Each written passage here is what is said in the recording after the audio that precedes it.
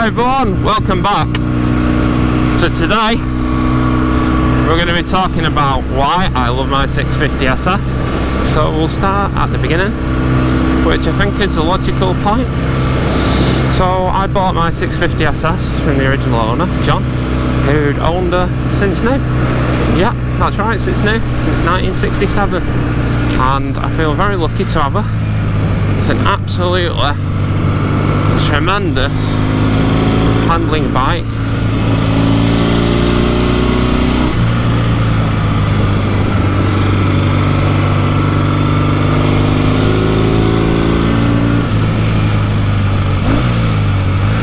I'm hoping the mic, even though it's in my helmet, is picking up some of the amazing engine noise.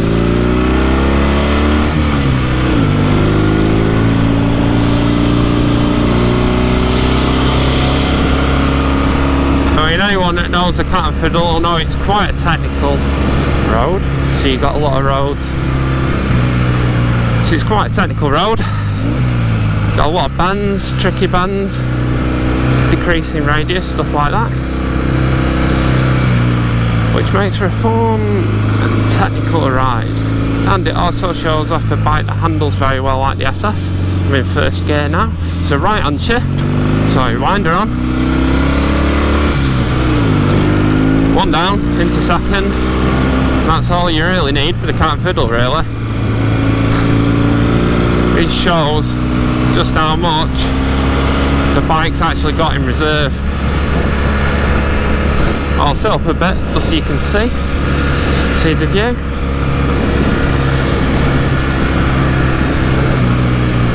So what we're going to talk about today: why I like the SS, why she's one of my favourite bikes to ride, why I love coming up here, and some other general fun like that. But what we'll do, I'll ride, I'll talk a tiny bit just so you can mainly look at the bike, and then there'll be another section where I'm pulled up and I'll run you through some stuff about the SS. So stick around, stay tuned and enjoy the ride.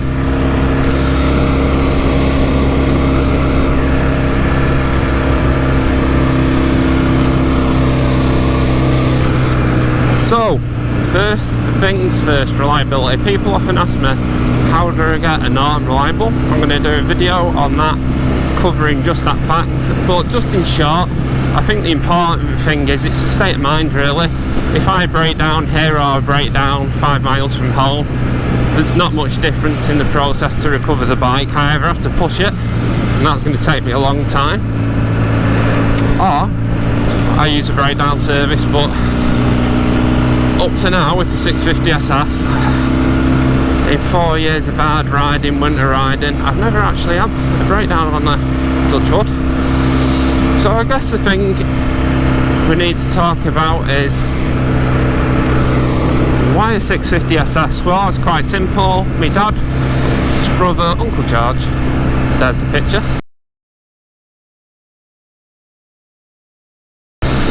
He rode a Norton Commando 1968, hence why I've got one of them, and he also raced a 650 SS. Oh, that arm goes now.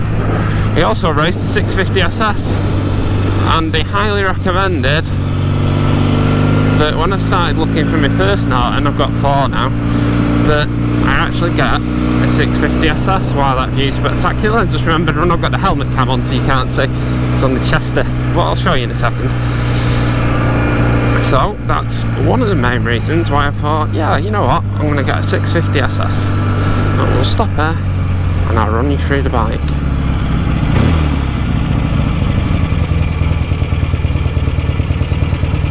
Wow, look at that for a view.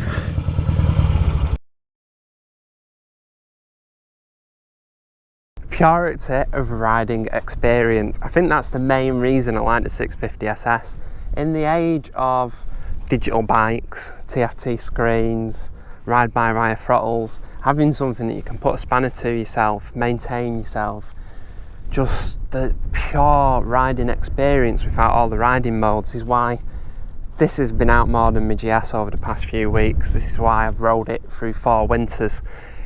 It's you're really getting back to what motorcycling, in my opinion, should be. And it's nice to see Enfield chasing down that avenue.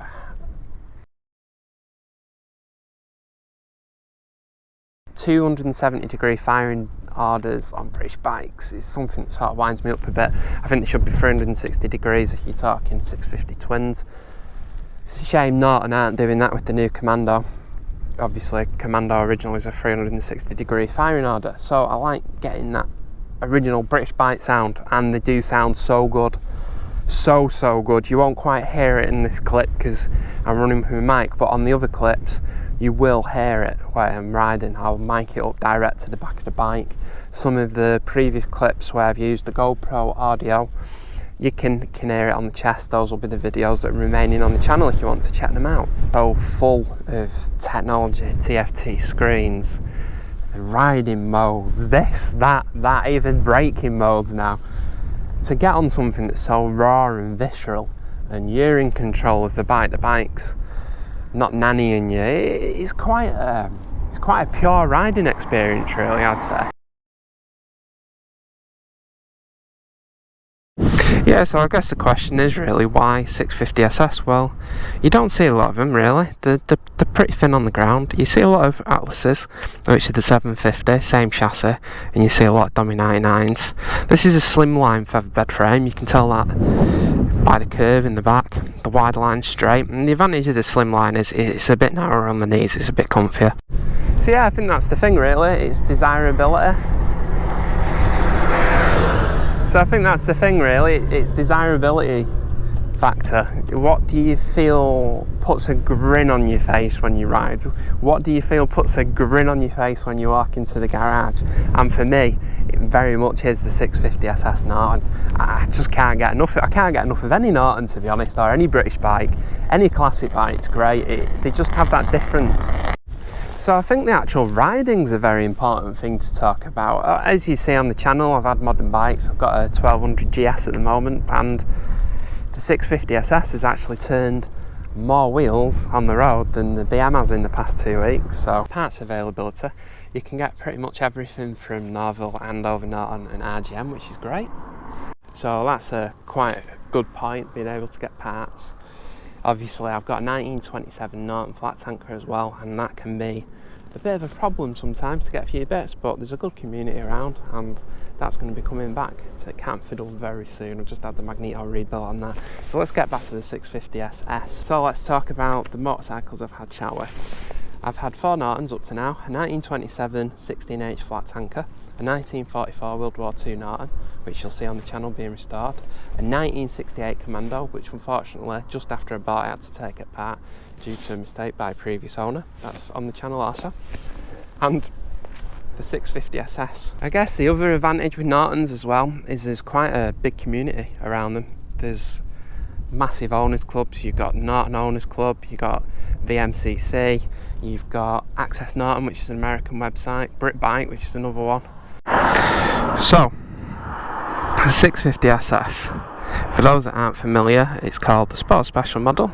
It's quite rare, you don't see a lot of them about. You mainly see the Atlas, which is the 750 version, or the Domi 99, which is another version that you see quite regular.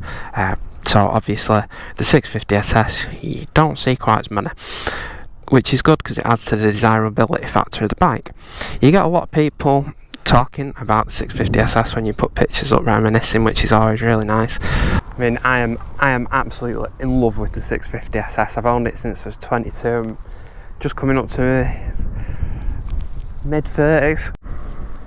So yeah, I guess it all comes down to desirability really. Does the 650 SS excite you? Does it feel desirable to you? Are you bothered if the bike becomes worthless? That's always a good question. That's always a good question to think about. Does the 650 SS mean enough to you to go and get that if classic bikes end up worthless, you're on the right bike? I think that's always a good one. That's a question I can answer yes to on all my motorcycles. Yes, it's great that they seem pretty depreciation proof, and on the whole they tend to go up or stay the same, not go down. Obviously it depends on what's desirable. Flat tank has dipped 20% the other year, but looking at the recent prices at Bonhams, they're now really strong. So it all comes in waves, really.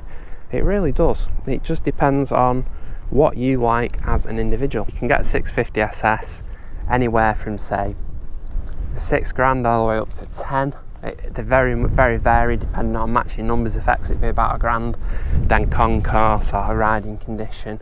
But there's bikes out there you really look and you're prepared to do a bit of work on them. But so one thing I will say is you want the original guards front and rear if you can get them.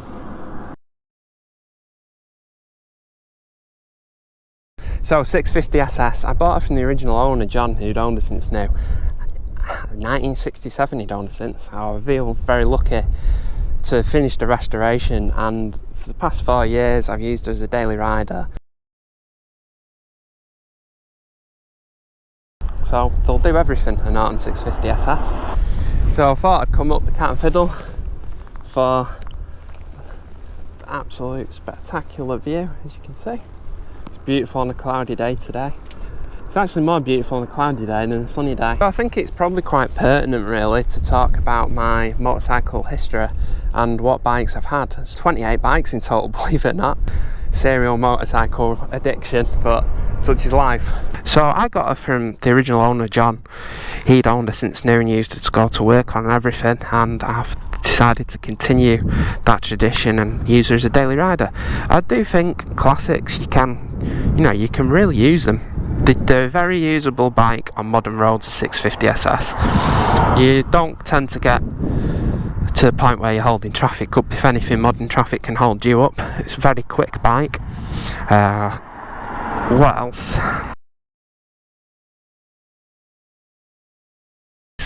On mine, what I forgot that's different, I've got a Commando twin leading front chute brake, just from a safety point of view, because I do run it as a daily. So even though I've got other vintage Nortons with the original brakes, that just is a really good modification to do. That's a Norville one. I've got a stainless steel rear mudguard on. I have got an original to go on, but I've just not got around to doing it yet, and because I ride it in winter, it stops the corrosion getting at the rear guards, which are really unobtainium. I'd say that's the one thing that's hard to get. You can get a replica, which I've got from the Norton Owners Club, but I need to get that chromed. So this bike's done 4 winters now. As you can see, there's a little bit of rust there, a little bit there. But for 1967, I mean, it's pushing on in years. It's kept really well, to be honest, and I do use it daily. Even if it's just a little quarter-of-a-mile ride, I'll go out on the 650 SS and go get a pack of bacon or cola at a local calf or something like that. Obviously I've not been able to ride all year, unfortunately, because I hurt my shoulder, which was a bit of a pain, but that's now better. So what else would you like to know? I painted it myself, actually. Aerosol cans about 10 years ago, and it's held up. It's Halford's paint. Ford Silver Fox is the good colour, Capri colour. It's one of the better matches for the originals. The badges, I got them from Norville. They were missing when I got it originally. Vincent flat bars, which are good riding bar. So I've got the correct 7/8 inch pivot, which is important for the levers. If you don't have them, it can be a nightmare getting the clutch and stuff like that working okay. What else to tell you about the amazing 650 SS? So yeah, the handling, I know I keep going on about the handling, but it's the real shining feature of the 650 SS. I know some people like the Tritons, and I think they're really cool, but I do like the Norton engines. I've never had any real issues with them. All I've had to do on the 650 SS, I'll show you now. So all I've done is fitted a couple of rocker end caps by RGM, and what they do, they stop the rocker spindle turning because it's lost the interference fit, unfortunately, over the years. So that's one modification that I've done, which, to be honest, it saved me having to have £300 or £400 worth of head work done or take the engine apart. And I know people use them on their racing Commandos and swear by them. Really hear how good it sounds, because they do sound good. The helmet mic doesn't quite pick it up, as well as having it just through the GoPro on the chest. But it's a trade-off, then you can't hear me, so such is life. Right.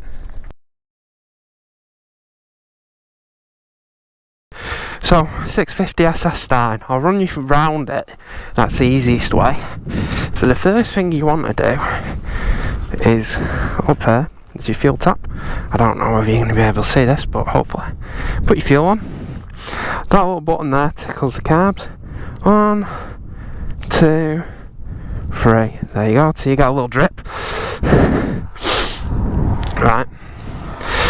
Now, this is where it can take a little bit of experience sometimes.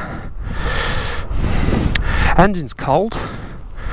We're at altitude about 1,000 feet, so about quarter of the throttle, air slides are open because you're at altitude. There you go. That's all there is to it. Number one tip, open your oil tank and you're looking in there to check the oil's returning, which is. Always do that. Away we go.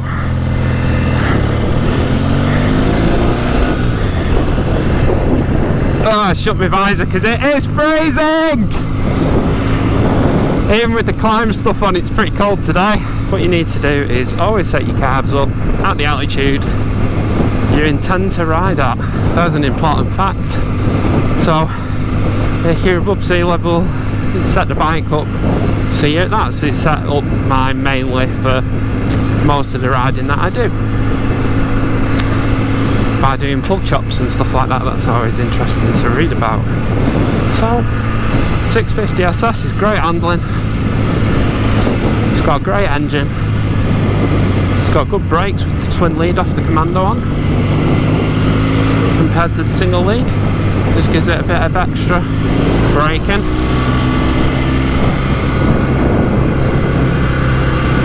It's a real shame I've not got a second mic yet, everyone, but I am saving for one. I can mic the rear of the bike up there.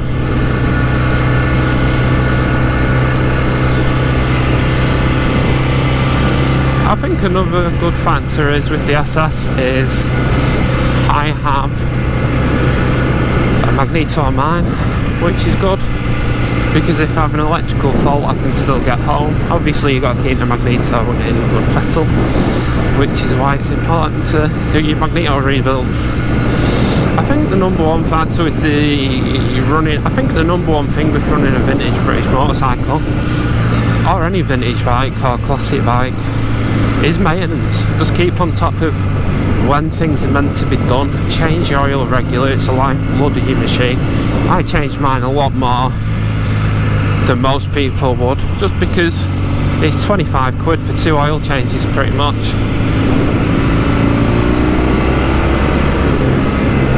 Yeah, it's 25 quid for 2 oil changes pretty much, so what's the tank of fuel now, £20? I just view it as that. So I change my oil very regular. Also make sure you're using the correct oil grade for your machine and the temperature. If you're running single weight oils like I do, make sure you run the correct single weight, whether it's 30, 40 or 50 for your environment temperature. So everyone's riding conditions are different, so I won't advise on that.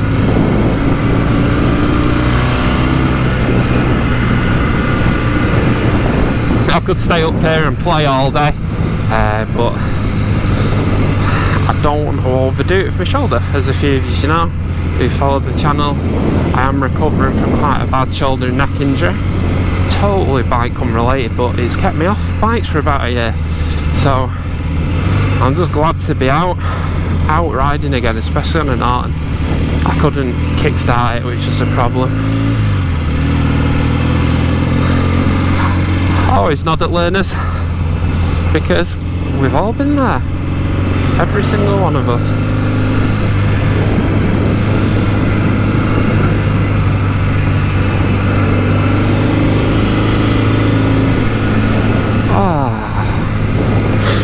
So I hope you've all enjoyed the video, and I hope it's been helpful in some way as to why I love the 650 SS and why I enjoy riding it as my daily rider. I think the main thing is always swings back to the the couple of words, isn't it? It's desirability. Do you enjoy the bike? Is the bike that you love? And does it really, really put a grin on your face? If it does, you're 110% on the right bike. Feel free to like and subscribe, because there will be some more Norton content coming and some more adventure bike content on the modern bikes.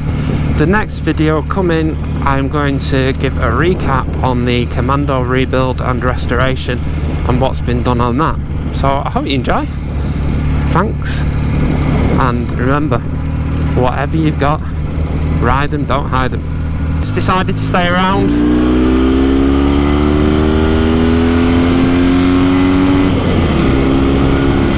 As I say, they're no slouch. I'm barely opening it up there. She could really get going. I mean, the SS will do 120 mile an hour. Will do it. According to all the reviews from the day, I'm looking forward to doing some track days on the SS actually, because I'd like to really be able to go for it on it.